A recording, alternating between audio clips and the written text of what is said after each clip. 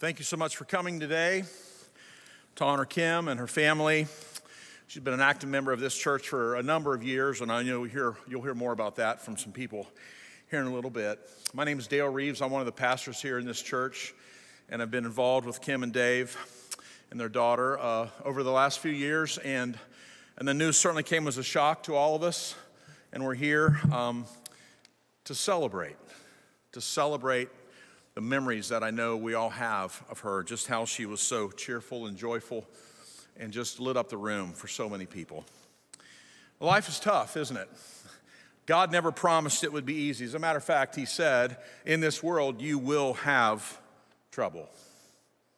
But we know that no matter what, God sees us, and he knows us better than we know ourselves, and he knows what it's like to lose a loved one, his son, to watch him suffer and die. God promises to never leave us or forsake us. His son Jesus began his public ministry quoting from the book of Isaiah, "The Spirit of the sovereign Lord is on me because the Lord has sent me to bind up the brokenhearted." And we've gathered here today with broken and shattered hearts.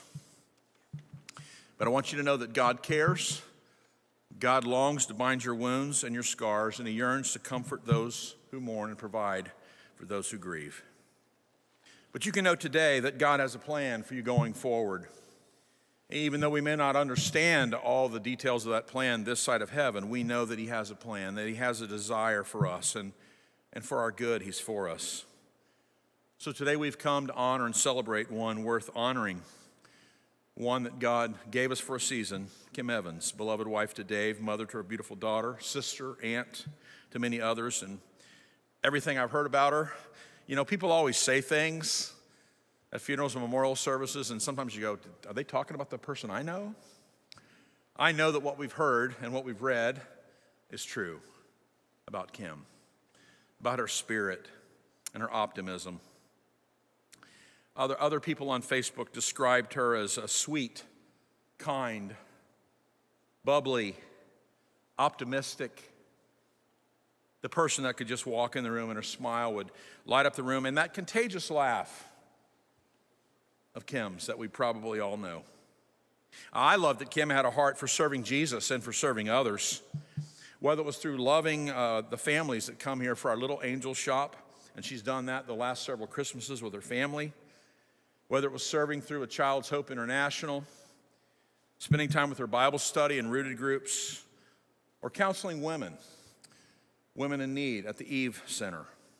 I have a picture on my phone. Actually, the last picture I have with Kim, it's when she asked me to come and pray with this group at our little angel shop because she had gotten to meet this family that we were meeting their needs, and she said, "Will you come and pray with us?" And I still have that picture on my phone, Dave, because I know that represents her heart for other people. To want to see the best, to want to help people get out of the situation they're in, and she was about that, serving other people. So we're here in shock, and we've really been in shock for several weeks because this wasn't supposed to happen. James, the Lord's brother, said that our lives are just like a mist that appears for a little while and then it vanishes away. There's no guarantees, are there? And if there's anything we've learned through COVID the last 2 years, it's that there are no guarantees, and that we shouldn't take what we have for granted. That includes the relationships we're blessed with, and that's why we need to make the most of the time that we have on this planet.